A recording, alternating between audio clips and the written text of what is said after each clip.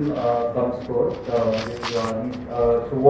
Since we work with a lot of corporates in terms of hiring more diversity talent, so what I feel is inclusion is not just about hiring more women or people from the transgender community or persons with disabilities. I think inclusion is about creating an environment where people are really proud of who they are, and creating that kind of culture requires a certain mindset shift among all of us. I think that's where companies are putting in a lot of focus on sensitizing and how inclusion is important, and then you get the diversity talent on board, because it shouldn't be the case that you have high diversity talent but they're not kind of having a sense of belonging to the place. I think that's a completely wrong way to go about it. So I think inclusion comes first, and then you focus on diversity. So broadly, putting in two statements, I think inclusion is not tolerance. Inclusion is unquestioned acceptance.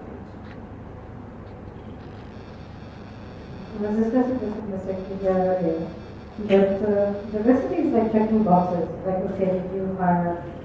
Yes, you did. But inclusion is it's a very lovely way to put it, that is being invited to dance. But it goes very, very deep. And do the people who represent diversity in your company feel safe to participate? Are they heard? What kind of biases do they face? But if you really, as a therapist, if you unroll this all the way back, our own biases and our other, for instance, we're just looking at gender, for instance. I think every company lives within a certain bubble, and it's a smaller part of the society that they're within. And it's inherently unfair and unreasonable to expect companies to bring boys and girls together in team building when they have grown up being separate. There is no socialization, there is no communication. How can you just suddenly expect them to build teams when they don't know how to look at each other, let alone talk to each other, or touch or not touch each other? So to me, it's very important that we look at the interplay between a corporation and society and understand where we come from and see what we can do to unfurl it as early as possible. I personally feel that when we speak about diversity and inclusion, I think it's important to understand where the onus lies. The onus is not on the person, the talent that you're hiring. The onus is not on that person to acclimatize themselves to the surrounding. The onus is on the larger majority, which is privileged, to acclimatize and to sensitize themselves, so that this one person who comes from a different background, and the background could be anything. The background could be that the person is disabled, the person is a trans person, the person is a woman, the person is a male person in a bunch of organization where it's usually women who are there in the organization. So it could be anything. As long as you are a minority over there, the onus of inclusion comes on the majority, not on the minority. So I think that has the basic principle, and I agree with Vasu when she says that it's not a checkbox exercise. Many a times we get calls, I get calls saying that kuch transgenders ko bhej do. So I said, हाँ मैं भाजी market जाता हूँ, 4-5 transgender मिल जाएंगे, भेज दूँगा. So it is. These are not decorative items on your to-do list. It is, and these are people, and these people are talents, and if you're going to treat them as just a check box kind of a thing, then that contribution to your company is also going to be the same way.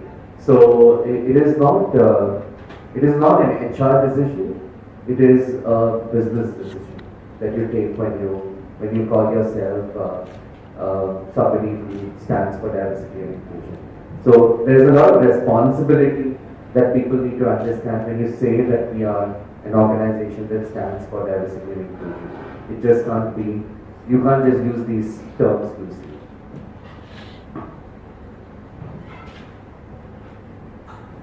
Taking the lead from what Harish said, I'm going to go back to one layer where in asking a question, as many of the audience are from the corporate and business world, irrespective of whichever business you are doing, we all are doing one business at the core is of human well-being. It doesn't matter if you are producing a pen or you are making a nuclear item or you are a stand-up comedian or you're a human rights activist. We all are somewhere striving for a human well-being.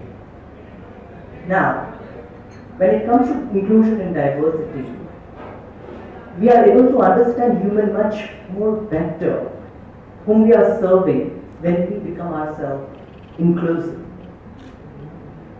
The question of whether inclusion comes first or diversity comes first, I personally feel it can be both the ways. For an example, the organization where I work for, Vidya, which is a non-profit organization, when I applied for the job, it was very clearly mentioned on my resume that I happen to be from the LGBTQI community. I was the first queer person they hired. Following that, there were so many other queer people also the organization hired. So now, many times, corporates face this challenge that we want to start an inclusion and diversity dialogue, but there are employees who are coming out and being part of this platform, so whom are we serving this for? So it can be both. On HR level, there can be inclusion and diversity dialogue can be started, and it can also come from employees level as well, making that culture of inclusion that they go out and tell to the management that yes, we happen to be from queer community and we are your employees as well, and these are the topics and these are the subjects you should talk about just the way you are talking about many other topics, and inclusion and diversity is one of them. So it can be both the ways in my understanding. This is sort of carrying on from what you said, especially in the workplace. Just to give a small snippet of my story. I used to work at Indigo Consulting as a part of the business group, and as we talk about corporates having their own sort of philosophies and having their own sort of diversity program, what I've sort of noticed in my office, the 301F and businesses in general, is that their philosophy is humankind. We're in the business of advertising, but whatever sort of ads that we make or whatever culture that we're trying to build up or whatever sort of the smallest thing that we do, we try to keep sort of in touch to it. When the Supreme Court verdict came out on Section 377, I used to work in this office. This is my third year working in this office. For 2 years, I presented as a male. Okay, I used to go to office as a male. Everybody knew me as Ameya Babulekar, which is what my name is on my documents. But nobody sort of knew who Shweta Vaidya was, who's sitting across. So it right after the verdict sort of came out, it was an instinctive sort of reaction for me to get my most bright rainbow dress that I had. I put my face on and I just sort of went to work, which is probably the stupidest thing anybody could have done. But I was just in the mood to go celebrate and just do it. And that's exactly what I did. And I could only sort of do that, act in haste and probably shock everyone and make a statement or whatever I wanted to, was because I knew that the company was inclusive, was because they had given me enough signs to show that yes, we are forward thinkers and we have this inclusive mindset, and it doesn't matter where you come from, who you are, as long as you're doing the work and just sort of making the company proud. So that's sort of I feel that diversity brings in this constant theses, antitheses, syntheses that we sort of go on. So I think diversity is required to sort of challenge the theses and so that we can all move on together with different kind of perspectives and use the connected intelligence that we have to sort of make things a little better. So Shweta, you said that because of the Supreme Court judgment you were able to actually come out. So in some sense what we're saying is law can also bring about a change in society. So again, in that sense, we kind of try to think about it. Society brings about a change in law, and law brings about a change in society. And it becomes kind of a circle. So today, because of the law, at least today, on their own, people are willing to come forward. But as Harish said, that basically there has to be a business case from an organization standpoint. So, one of the people, panelists commented that even if people or HR is willing to employ people, people should come forward and apply. Like suppose we talk about LGBT or transgender, there could be people who are coming forward and applying now. In my experience, obviously we work a lot on the women employment side. What we've seen is, I think so, generally in the corporate world, women diversity and disability is still taken as diversity. I think so when we're talking about transgender, LGBTQ, I think so we are quite far away at this point of time, and most of the people who have actually come out are more on the creative industry side. In the corporate world, maybe it's my stereotype also in some sense. So in the corporate world, even if there are, my experience has been that for mainstream women's diversity and all itself, there are so many challenges. So what are we seeing visible change? Corporate India, government organizations, education sector, and maybe even society at large. So society, I think we touched upon here and there, but how do we kind of see, or how do we make a business case for more changes with regards to diversity and inclusion? I think for decades, companies have seen diversity and inclusion as a social obligation or more imperative. But I think that has drastically changed in the last few years. So companies now realize that there's a clear-cut business scenario or business imperative to it. And good parts, it's been around 3 years that we are working on the gender diversity space. And it's only from the last 1 year that a lot of action has been started in India. People are openly talking about it. People have started to take the right measures to ensure that they create more diverse and inclusive workspaces. Partly the reason being, once companies have realized there's a business imperative to it, I think the global leaders have started acting on it and you can clearly see a certain sense of progress. But like you mentioned, I think still diversity is seen as a tick box to a lot of companies. Okay, we have a couple of people from the LGBTQ community, so it's like a tick mark.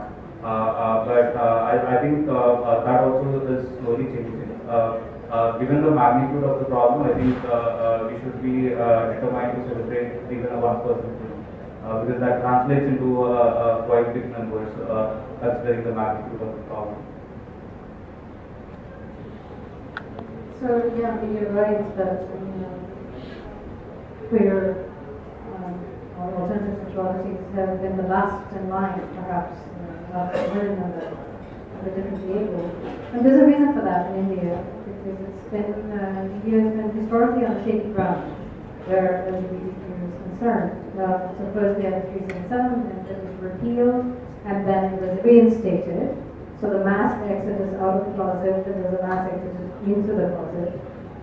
So it's been on shaky ground. It's just last year, and we don't know how stable that is. And on the other hand, there is on the grassroots level, India is still very strongly entrenched, and even if there is a company policy of inclusion for alternative sexualities or gender, there is a pushback in society. They have traditional values, and they're not quite using that policy, but they're not going to accept it. And my frustration when I do the trainings in corporations is that, and I keep voicing it over and over again, that it's voluntary attendance. So everybody who comes to my sessions is the choir. I'm preaching to the choir. And I'm like, you're not using my talents. You need to be talking to the people who don't get it, who hesitate, who have questions, who are intimidated, or out and out against it, because they're the ones who are not holding up your company policy. And they are the reason why the minority in terms of their gender and sexuality will not feel safe participating, or even, I mean, I've done major corporations and there's like 0 queer people in the corporation because they don't feel safe. So no matter what the law says, or no matter what the company policy says, if they're going to be beaten up outside the corporation, or we will talk about them, you're not going to have inclusion. So, not just historically, but, I mean, as a society as well, there's that pushback.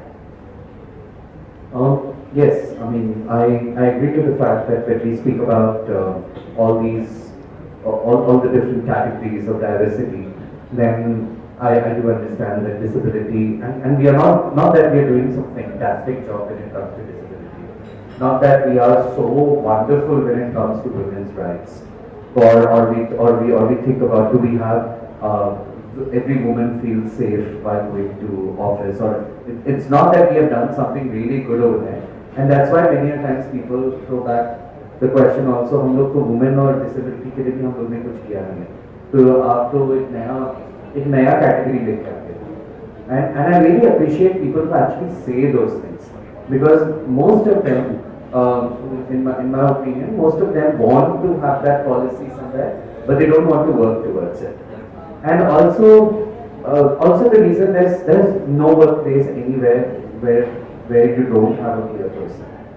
Okay, so who is not possibly not heterosexual or not, or does, I mean, if you have a group of 100 people, there is someone over there. The thing is your organization good enough that one person who's over there feels comfortable to come out and say that, you know what, I'm different, and whatever that difference may be, that I'm different, and I feel that I'm contributing enough. I mean, and we often celebrate, I mean, when we speak about, especially when we're speaking about LGBT, we often celebrate heterosexuality, right? I mean, go to your office desk spaces, you'll have every guy keeping his girlfriend or his wife's photograph over there and his kid's photograph over there. So, not that your organization doesn't celebrate sexuality, it celebrates heterosexuality, right? And so when it comes to others who, like, am I comfortable putting my boyfriend's photograph in the same desk as you would, and without you coming and asking me weird questions, or asking me questions which always beats around the bush and doesn't come and address it and keeps you are, and it's not me feeling discomfort. Are you feeling discomfort? Are you feeling discomfort in coming and addressing those things with me? And I think we need to address that. We need to speak to, and as as Vasu was speaking, I mean, we often preach to the choir. We go to any event and वहाँ पे you'll find 20 gay people, 20 lesbians and 4-5 transgenders. जैसे ये इनको तो पता है क्या करना है, तुम उनको लेके आओ जिनको पता नहीं है, जो हिचकिचा रहे हैं बताने के लिए कि ये हम इसमें नहीं करेंगे. So catch hold of those people who are resident and speak to them. I think then we have built a better work culture, and of course it's really important. In fact, it doesn't begin there; it begins in the schools and colleges, in fact. But speaking to the corporate space, I think at least the business schools need to have proper information. Even about you cannot graduate without knowing what LGBT is. There should be marks for that.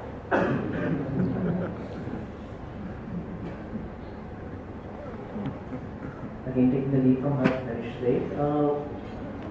When it comes to education sector in India, we see that a lot of change need to happen. So last year we did the literature festival. Every time we do a literature festival in slum communities, and the theme of the literature festival was diversity. And we read this beautiful story called My Chata Is Gay, written by a Canadian writer originally from Pakistan. And we did the story in a community called Milin Nagar near Powai. And this community happens to be from the minority religion community. So all the girls were in between the age of 12 to 16 or 17. And few boys came for the session, and mostly the room was full with girls wearing burqa. And when we read this story, after the story, we asked them to give a feedback. Because we wanted an honest feedback from each child who went to the session of storytelling, we did not ask them to write their name. One of the girls wrote that next month my father has arranged for have seen a boy and has arranged for a marriage. And I do not like that boy. Not just that I do not like that boy, I do not have any interest in boys. But I think like I like girls. and I relate to this story much more closely because I think what this guy was feeling in the story is something which I personally feel, what should I do? If this match continues, this marriage happens, I don't think that I will continue my life and I will kill myself. But I do not have a courage to tell my dad about it. So we did not know who this girl is, but we definitely wanted to reach out to her. So what we did was we put out the helpline numbers, we put out Hamsafa Trust number, and fortunately the number of girls who were there in that class continued for the next year, and none of the girls got married till now. So we know that. So it's about how can we tell a story of a queer person. So it may happen that in your organization, you do not find gay people out there who are yet out. That does not mean that they are not there. It's about on you that have you make that space for them to feel that comfort that they will come and tell you that yes, I happen to be queer and I'm an employee of your organization. And one of the powerful tools to do for making this change is by doing the storytelling sessions. So many of the organizations whom I see here in the room have done arranged play called Ek Madhav Bhag, which is a wonderful play, or inviting people from queer community to share their story and talk about it. And that is how starting the conversation and leading towards the change is something which I think will be.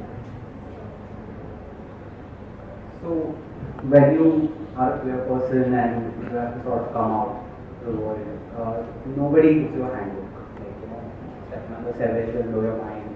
You do follow these 3 things and this will be amazing. There is nothing like that happens. You have to sort of live every day and sort of take each thing as it comes. Going back to sort of me, this is how I go to office. It's been 6 months. It's been a completely sort of drastic change for my colleagues. But I think 6 months is enough time for them to sort of settle into new identities and whatnot. But the first day when I went to sort of office, the way I truly am and the way I want to present myself, I never thought that I would have to sort of think about which washroom to use. Okay, so that was a really sort of genuine problem or a big issue I had. People have made it to this point. Past the security has let me in. I'm at my desk now, and there are some people who are a little sort of excited. Nobody knows what the hell is going on, but I'm like, where do I go? So there was no sort of corporate guidebook or sort of a pamphlet or whatever that was passed down saying that you can choose the bathroom you want to. I mean, nobody needs to tell you that hey, you can go to the male washroom, you can go to the female washroom. But it's something that was so trivial to 99% of the people out there was a big sort of issue for me because I just did not know what to do at that particular point. So I feel that corporates that way that there's a lot of things we can do in terms of say simple policies or simple bathroom policies to say say insurance policies you have dependents and all of that what if the law does not recognize a same-sex partner but can sort of corporates fill that gap. So that's the sort of question that is out there for corporates to sort of figure out that how can they sort of fill this legal gap that is always left behind, and how can they sort of make spaces more inclusive and make work more sort of bring the work out from people, give them the state of mind to come to work and live in a peaceful, work in a peaceful environment. Then you're obviously going to get more productivity and output from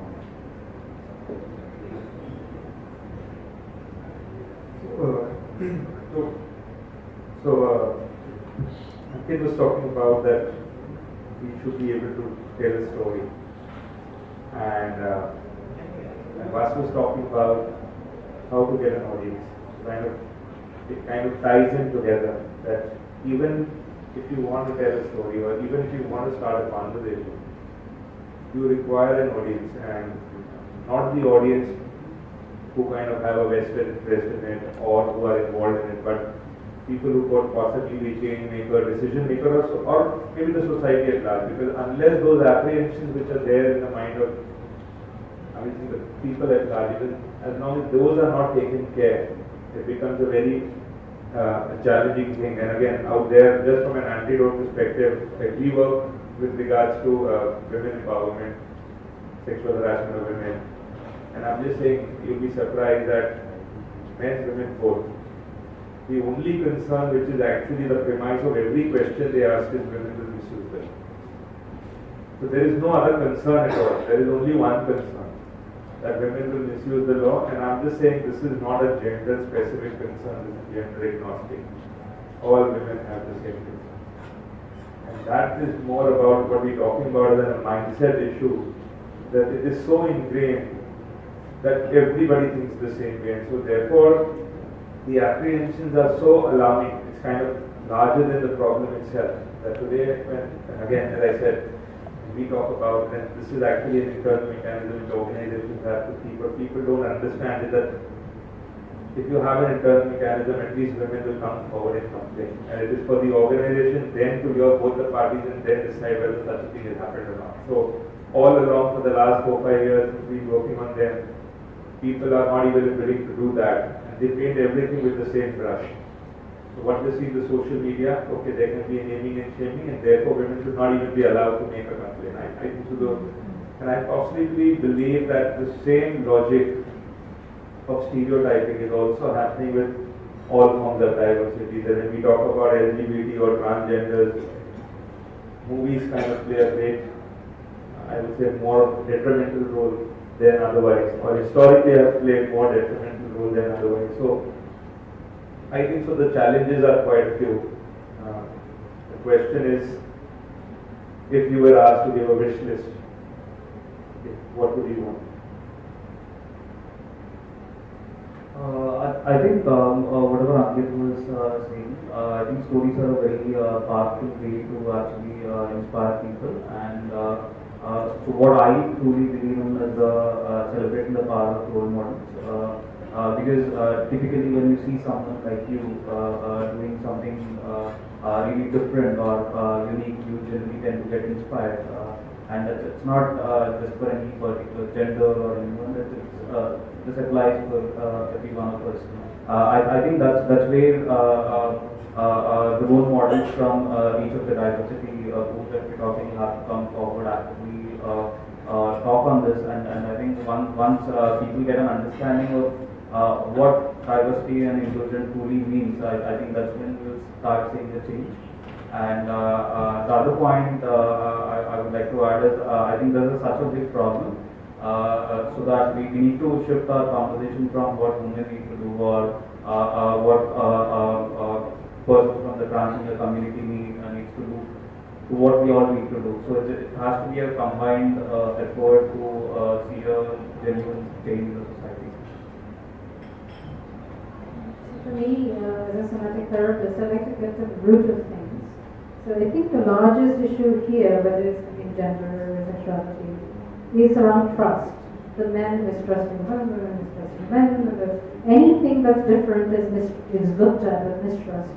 And if we unfurl that a little bit, I would be interested in building trust and authentic selves. That you say what you mean what you say. In India particularly, we say one thing and you can count on it that that's not what you really mean, and you have to really realize to get there. So among Indians, they do not feel comfortable speaking what they're actually feeling. If you unfold that a little further, it gets back to all forms of mistrust and violence, mental violence, thought violence comes from a lack of self-love, a lack of self-respect, a lack of a sense of your own worth. So if you want to get rid of all of these ancillary and tertiary problems, the base of it is to build who you are. And if you're damaged in the course of your life in society, to heal that, which can be done very effectively, very quickly, with the right tools, as a somatic therapist is very powerful. But if we fix that foundation, then everything unfurls about it. So to me, getting to the core of the issue is the biggest thing. And if you love yourself, you'll have no problem with different kinds of love. If you doubt within yourself, you will see doubt all over the world. Speaking about wish list, I personally, I think First and foremost, I think the wish list doesn't start in the corporate space, it starts in schools. And the way we perceive gender, the way we perceive, half of them don't know the difference between sex and gender. We used to joke in school that the moment you have that box which says sex, मैं तो लिखूंगा 2 times a day. So they used to joke like that, you know. So people don't understand the difference between sex and gender, and suddenly you have to enter a corporate space, you have to enter college, you've done your majors in human resources, and still you don't know what's the difference between sex and gender. So I think what really starts is at that micro level, where our family units, our schools, our colleges need to start speaking about sex and gender, speak about it openly, and understand that there is diversity over there. If you don't celebrate the diversity which exists while you're growing up, you can't be expected suddenly to celebrate diversity one day on the streets when you look at a pride parade. You know, so I think it starts very elementary over there. And speaking about other things that we can do in corporates, have sensitization workshops, have encourage people to speak, understand biases, speak about biases, speak about the fact, the example that you rightly said. I mean, all men think that, all men and women also think that, hey, if we have a policy that's for women empowerment or anything, internal complaints committee, then there's going to be misuse of those guidelines. The truth is that could be misuse of every law. So do we not have any law in this country? And the reason why we have procedures and processes is simply because you could gauge the authenticity of the whole case. It's not that somebody named someone so that person goes to jail. It's important that you have these processes and things in place, and many times we don't have to keep reinventing the wheel. If we have a mechanism and we've identified a problem, the same problem, you don't have to wait for an LGBT employee tomorrow to come and complain, to then decide, hey, let's have one more policy which includes LGBT also. So what can you do? And the women's rights movement is a great movement which is happening in front of us for us to see, to understand, and to learn, and to not repeat the same mistakes that they do in the LGBT movement as well. So I think we need to look at it collaboratively. The future is collaborative, the future is inclusive, and then inclusion comes only with collaboration and starting from the roots. If you ask my wish list, my very first wish list would be seeing each classroom full of storybooks, and the storybooks belong to diverse backgrounds, transgender stories or stories from different culture, and so on and so forth. The reason I say this is, when I was young, at the age of 16, I tried to kill myself, thinking that I am the only gay man, and I could not relate to a single story around me, because the world around me was full of heterosexual people. Even if they were queer, they were not talking about it, and they were not out about it. And I thought, I am the only one who is so different, and I do not deserve to live this life. I will be a disgrace to my family and the society where I belong to. And I tried to kill myself at the age of 16. So, very first wish list is, if I had a storybook which talks about two men falling in love and having a happy life, why not? So, very first wish list is telling the stories, to start with having a classroom full of storybooks, full of diversity. A second wish list, second wish in my wish list would be of having an anti-discrimination law. We are done with 377, and I don't think so it's coming back, because it was ruled by the 5-bench constitutional bench in the Honorable Supreme Court. So we are done with it. The very next demand or a desire of ours is the anti-discrimination law, so that even though there is, any discrimination happens on the basis of sex, gender, sexuality, or any topic per se, if there is a protection by the law, we could go back and then talk and then fight for our rights. Whether there's an educational space, so many queer people cannot continue their education because they get bullied in the educational spaces. So we really need a strong anti-discrimination law which is gender neutral, caste neutral, religion neutral, and sexual orientation neutral. So I think sometimes in India, especially when I'm talking to my older aunts and family members, we have to pretend that Indians don't have sex. Like, there is no such thing as sex. Whether we have temples and we have all, sort of monuments and edicts and all that, which, goes more to say that India has always been sort of a fluid land, and we've always sort of accepted and celebrated alternate sexualities and fluidity because it was a normal thing for our society. When it sort of comes to wish list, again, I think I have one thing common here that I think, in advertising we have target audiences. I mean, everybody has target audiences, right? I think the most difficult target audience to sort of nurture and harness are the kids.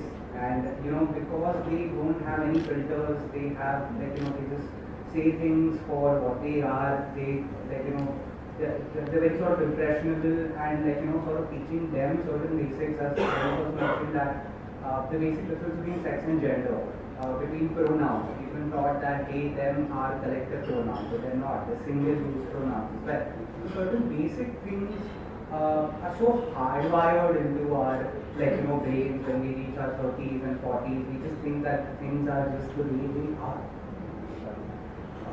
So I think that sort of getting kids on board, sharing stories of multiple sexualities and identities, educating them about different kinds of people is the first sort of wish list in my head as well. And secondly, in terms of the law, yes, 377 has been abolished. We are looking for an anti-discrimination law as well. But having said that, the trans bill is not. It's only been 3 days where the trans bill is sort of lapsed. But trust me, anybody who knows any details about the trans bill that is going around the Rajya Sabha right now, it was one of the most atrocious bills that you could ever sort of see. And this bill that apparently claimed to give us rights was nothing but humiliating and sort of criminalizing the entire community, which is really sort of nobody should be in that position where you feel that just because of who you are and what your identity is, that you are a criminal. Nobody should be able to sort of feel that way. So I feel that in terms of law also there's a lot of things that we can do, but that will only come when you listen to the community you're actually trying to empower. So I think that's an important sort of big conversation that's required to bring about this positive change that we're looking for. So again, very pertinent point about anti-discrimination law. Because all along, again, and this is something which the conversation is post the Supreme Court judgment, but all along when we talk about all forms of harassment, the women harassment also came into the fray because there was a law which provided you a redressal in case you were being harassed. So the thing is, yes, when we talk about the anti-discrimination law, what we are actually talking about is a redressal mechanism, because the Constitution anyway bars discrimination on the basis of religion. The problem is, possibly in the Indian context, is that even if you are discriminated, you don't have a remedy for it. That who do you go to or where do you go there? So I think when we talk about anti-discrimination law, the law being there, the problem is we do not know where to go. There is no redressal mechanism there. So maybe something like the ICC, which is there for women's sexual harassment, possibly can be made broad-based for any form of harassment. Another thing is whether we like it or not, corporates take this as a headache. So anything which you're doing more than what you have to do is a headache. Again, HR is, I would say people may agree or disagree, it's a cost center, or people at least believe it's a cost center, so training and all is, the HR guy has to do it whether he understands it or not. And I think so that becomes another big challenge. Again, this is something which we've seen again, when we talk about something which people understand. Women empowerment, right? So the other aspects are still they don't understand, people in the masses. So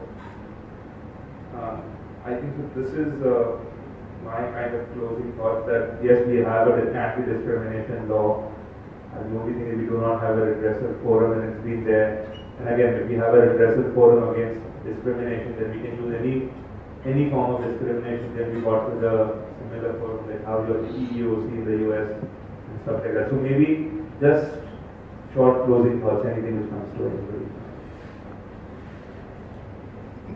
Yeah, I think it was wonderful hearing what everyone has to share, and I think addressing the problem at the root is something which I completely agree on, because kids are generally the ones without filters, and this is a problem which is going to take quite some time to make it get into a better shape, and what I also personally feel is if you start focusing on it right from the childhood, I think probably we have a much more better society that we can see in the future. So for me, I understand that it's a cost, but anything a company can do to bring its workforce together so there's cohesion as a company is, I think, a dollar well spent. And these are things, these are measures you can take which will have absolute and long-standing effects for the company in terms of company loyalty, in terms of a stronger corporation going all of them in the same Not just cisgender, heterosexual examples. So like for instance, let's look at the Hindi film industry. I mean, look at Ek Ladki Ko Dekha Tha Aisa Laga. Some 10 years before, you had the father guy romancing Manisha Koirala and giving her a kiss on the lips while they were doing a dramatic adaptation of a certain play. 10 years later, you have the daughter who is kissing another girl, who never kisses the girl, because then that will become the topic, because everyone wants girl on girl action. They don't really want to do anything about it. So that scene they eliminated. But you look at the storylines, okay, I think cinema is sometimes a reflection of society. And society is sometimes a reflection of cinema. So if we could also progress the way cinema is progressing, it would be wonderful. Also, the other thing that I feel is extremely important is that we need to start understanding that that you know, I mean, everything that is in mass numbers is not the only truth. There is truth in details, and each one of us, when we bring our whole selves to work, we bring our diverse values to work as well. Otherwise, you would have one Venn diagram which will be drawn in one way. Now you have so many people bringing in their ideas, which means that there is, just to add on to what Vasu was taking, it fosters innovation, because you bring in, because my struggles as an LGBT person are very different, and within the LGBT movement also, my struggle as a gay Brahmin man is quite different than what a Dalit trans man would be like. And because our struggles are different, the way we react to those struggles are different, the way we visualize things are different. And if you are not going to profit from that, if you want to profit from that, you have to build an enabling environment. So the HR function is not a support function, because if it's a support function, they just get someone to do your admin work and to manage attendance and to have balloons and balloons for birthday celebrations and Women's Day and 2 mics for Women's Day. That an event manager can do. You don't need to spend that kind of money on HR if you don't want that person to become the business intelligence person of your company. So as long as it's going to be a support function, I think your company is going to fail, because there are other companies who are leading the way. So if not for anything else, and be sure that you want to catch up with the Lalit Suri group of hotels in hospitality, the Lemon Tree group of hotels in hospitality. You should be catching up with Tata Consultancy Services. You need to catch up with Goldman Sachs. You need to catch up with Accenture. So if not Morgan Stanley, if you feel that if competition is not, because you will come into the play, say day after tomorrow, with the best of talents, because those talents find comfortable over there. So find it comfortable to contribute in an organization where they could call home. So if you are going to just wait, then somebody else will walk away with the talent. And then you will be fighting them. There will be so many companies which are LGBTIQ disabled friendly that that there'll be a dearth of this thing. So the cream would go to the companies which start first. So if you're starting first, you'll get the best. Otherwise, sorry.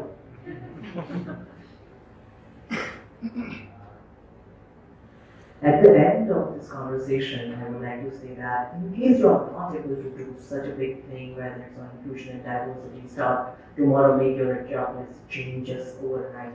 These are things which should happen and must happen, but still if you are not able to do that, at least keep the dialogue open. Have a conversation. If you see something which is different and weird, once you get out of this room or even in this room, keep questioning and keep that conversation on rather than just shutting the door of your home office work or your heart. Because once the conversation starts, there is room for understanding and co-learning. And with this co-learning, you can create a better society. So that is something which I would like to give. Closing, firstly, thank you for having this plan discussion. It just like sort of, I truly believe that nobody is inherently born for hate or is inherently sort of like, out there to like diss someone or to put someone down or have certain negative thoughts towards a particular group or an individual. It's just something that comes in where you don't understand certain things and probably have the wrong ideas about it, or you internalize so many things for so many years that is the only sort of way that you know is to be true. But I truly believe that it's easier being a nice person than preserving all your pent up energy and all into hating someone or using that energy to sort of put someone down. I think that energy can be sort of used in a more constructive way in having conversations, in sensitizing people about it. And at the same time, I feel that we should all sort of be very aware of the privilege that we have. We're always, privilege is again very sort of cyclic, as Harish also mentioned that, it's within the community also it's very different for different people. My struggles are different from Harish's struggles, are very different from somebody else's struggles. And, so it's always in flux, privilege is always in flux. So how can we sort of use our privilege and the strength that we have in a particular moment, especially in a sort of corporate scenario, how can we sort of to you, then that's a privilege you have. It only becomes a problem once it starts sort of affecting you. Till then it's your privilege to not care about it. So if I were to leave you with something, I would just leave you with that, saying that be very aware of where people are coming from, what their stories are, their backgrounds and whatnot, and don't read a book, don't judge a book by its cover. So, thank you very much. Just maybe one question. Anybody has it? I'd ask one question, it will be more around how do you see first and foremost, most importantly, leaders of organizations taking this change downstream? And by taking it downstream, I mean actual things that they can do rather than just motherhood statements or messages that can be put out. And secondly, then the role of line managers, people managers in actually making inclusion and diversity part of the organization culture.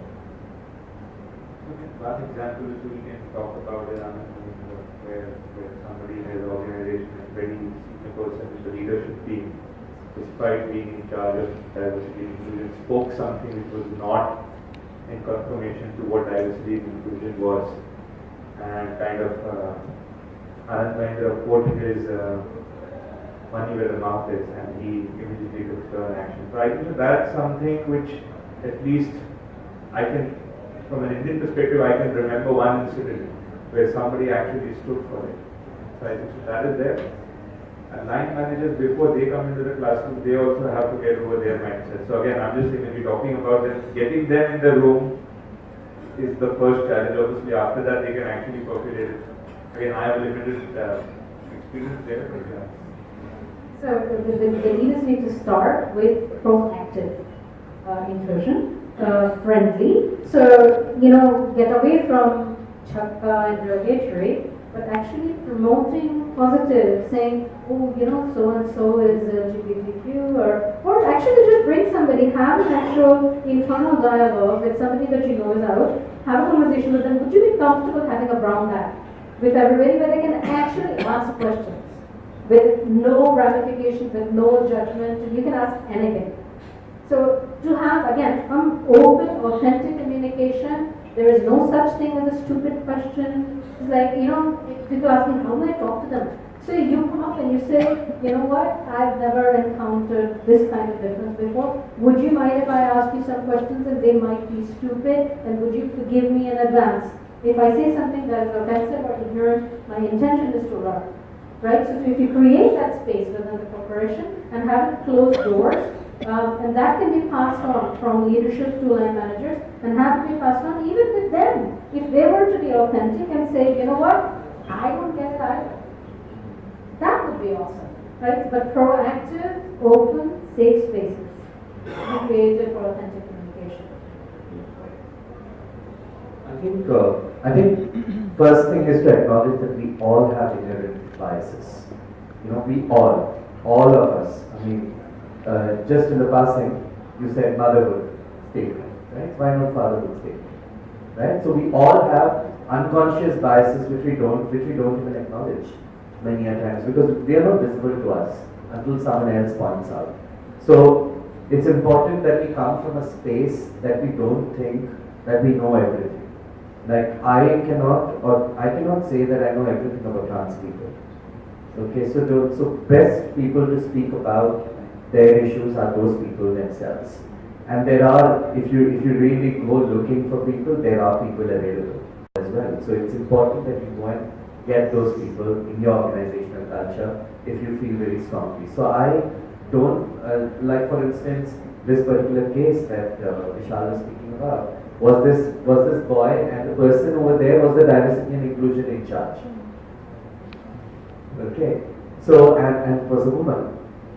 Okay, तो technically तो औरत तो देवी होती है, उसका दिल तो बहुत बड़ा होता है, right? So these all are the cliches and stereotypes that are built into the system, right? But there are times when we require, and also it's important that it's not just top down or bottom up. It's everybody. So like for instance, there was this college that I had gone to for speaking over there, and with me was also a trans person. So, and the principal of the college was very supportive.